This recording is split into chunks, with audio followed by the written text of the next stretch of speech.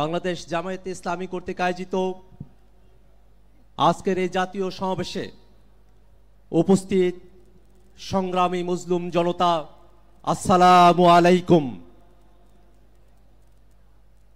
শুধু ক্ষমতার পালাবদলের জন্য 24-এর অভ্যুত্থান হয় নাই,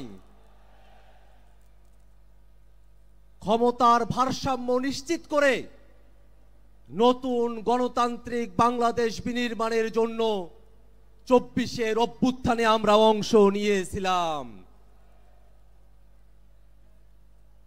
বাংলাদেশে শুধু নির্বাচন দিয়ে এদেশের গণতন্ত্রকে সুরক্ষা দেওয়া সম্ভব নয়।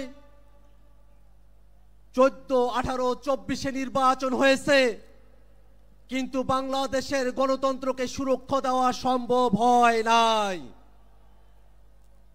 এদেশের গণতন্ত্রকে সুরক্ষা দিতে হলে নির্বাচনের পূর্বেই মৌলিক সংস্কার বাস্তবায়ন করতে হবে।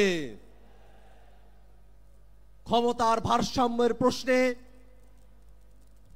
উচ্চ কক্ষে ভোটের অনুপাতে পিআর পদ্ধতিতে নির্বাচন আয়োজন করতে হবে।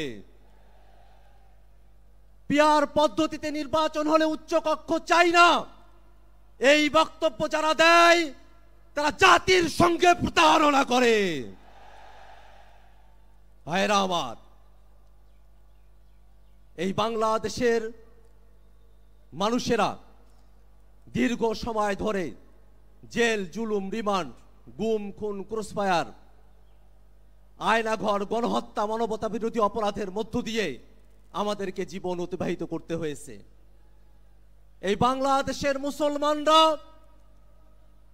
তারা সংখ্যায় বেশি হলেও অধিকার এবং মর্যাদার প্রশ্নে অপরায়ণ করে তাদেরকে সংখ্যা লঘুর থেকেও ছোট করে রাখা হয়েছে।